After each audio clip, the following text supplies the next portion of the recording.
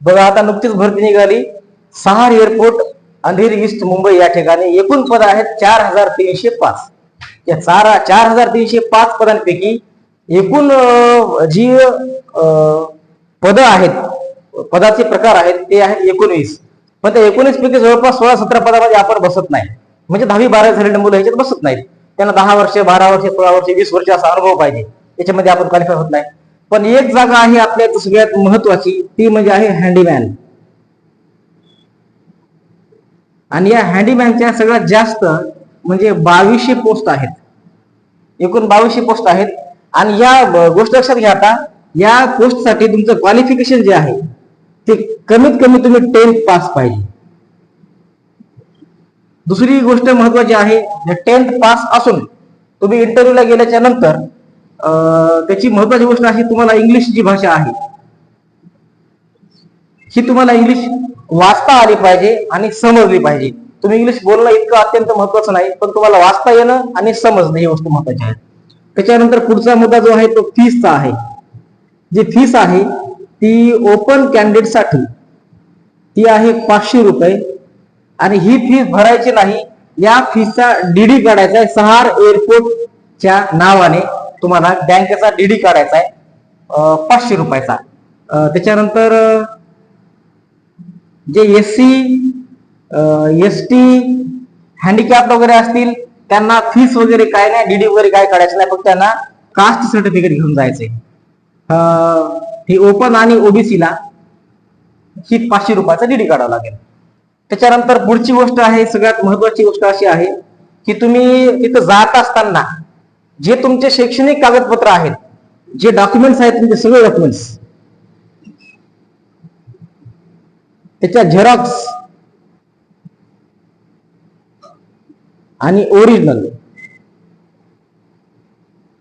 Xerox आणि original असे दोन्ही प्रकारचे कागद तुम्हाला घेऊन जायचे आहेत 2 बंच मध्ये.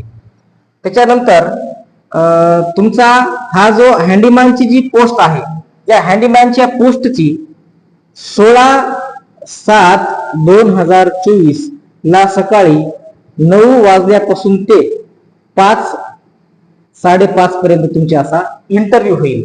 याचा इंटरव्ह्यूचा फॉर्मॅट काय आहे, कसं असते काय नाही, मी तुम्हाला सगळी सविस्तर माहिती देतो. तुम्ही व्हिडिओ शेवटपर्यंत पहा.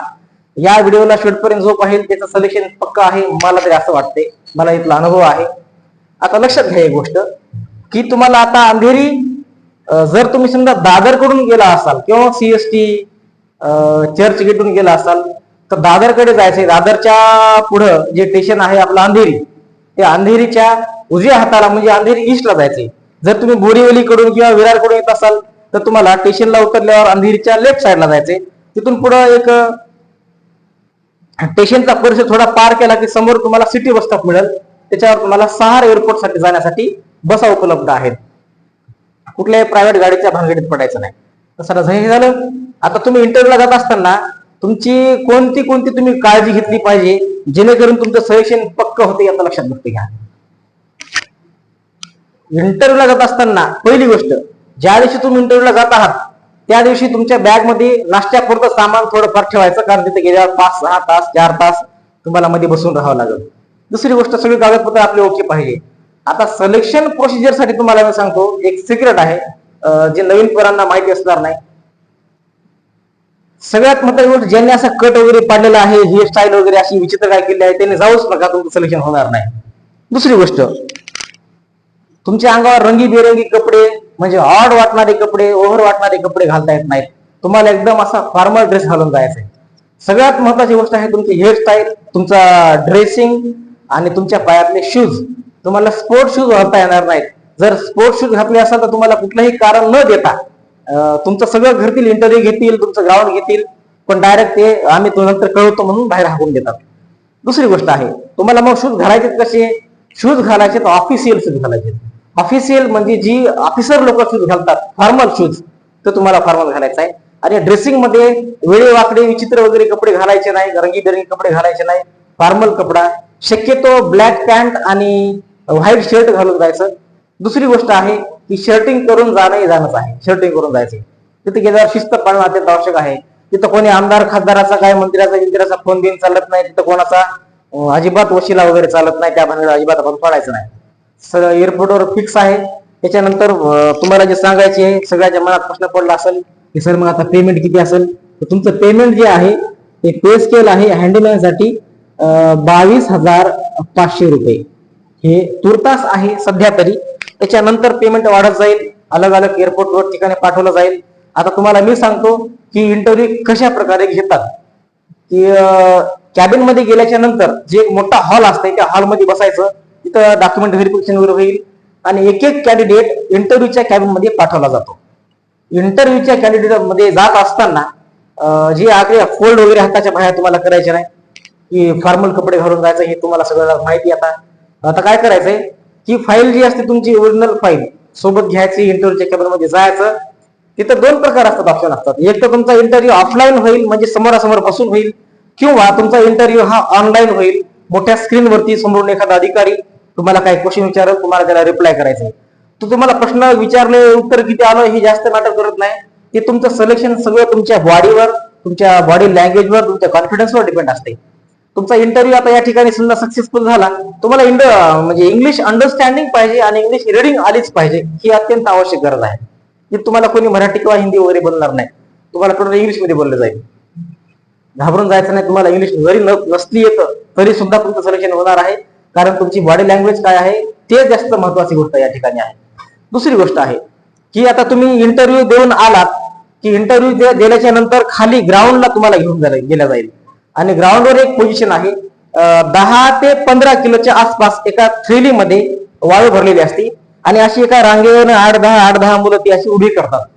आणि उभे केल्याच्या नंतर तुम्हाला जी पद्धत आहे, मी तुम्हाला एक उदाहरण करून दाखवतो. की समजा ही आपली समजा वाळूची थैली आहे. ही वाळूची थैली तुम्हाला अशी इथून उचलायची आणि ही कुठेही बॉडीला टच होऊ द्यायची नाही, ती अशी धरायची सरळ पुढं, आणि असं तुम्हाला चालत चालत चालत चालत पुढे जायचंय. आणि जशी तुम्ही चालत गेला तसं तसं वापस फिरायचंय आणि चालत यायचंय. जिथून पिशवी ही बॅग उचलली होती इथे चालत ठेवायची अशी, आणि एकदम आरामात पद्धतशीर करायचं, घाई गडबड करायची नाही. त्याच्यावरून तुमची बॉडी लँग्वेज वगैरे बघतात. सगळ्यात महत्वाची गोष्ट आहे तुमचे ड्रेसिंग वगैरे, कपडे वगैरे बघतात. ह्याच्यावरून ते लोक निर्णय घेतात की ऑन दी स्पॉट तुम्हाला लगेच तिथंच कळतं की माझं सिलेक्शन झालंय म्हणून. इथं असे लांब लचक प्रोसेस चालत नाही की ऑर्डर झाला आणि मग आम्ही कळवतो, हे काहीच नाही. त्यांना म्हणा, त्याला डायरेक्ट तू म्हणतात बाहेर जा, सिलेक्ट ज्याला करायचे त्याला बाजूला घेतात. इथं तुझं सिलेक्शन पक्का आहे. त्याच्यामुळे जात असताना एवढी काळजी घ्यायची की 16 तारखेला तुमचं तिथं या ठिकाणी इंटरव्ह्यू आणि ग्राउंड होईल. ग्राउंड काही नाही, पळायचं नाही, काहीच करायचं नाही. मी आता सांगितलं एवढीच फक्त बॅग उचलायची, इथंच नाव ग्राउंड आहे. बॅग उचलताना घाम वगैरे येईल म्हणून कोणी फोल्डिंग करायचं असेल की तिथं तो जमणार नाही. तसं तिथं आपलं कॅरेक्टर खराब मानलं जाईल. तुम्हाला फक्त एवढी काळजी घ्यायची आहे की जात असताना अगोदर किमान एक दिवस अगोदर जायचे, आणि ऑन दी स्पॉट पहिलं होतं अगोदर डॉक्युमेंट सबमिट करायची, ऑटोला कॉल येत होता, मग इंटरव्ह्यू होता. आता असं राहिलेलं नाही. जात असताना ओपनच्या आणि ओबीसीच्या कॅन्डिडेटला महत्वाची सूचना आहे की तुम्हाला 500 रुपयाचा डीडी हा न्यायचा आहे सोबत.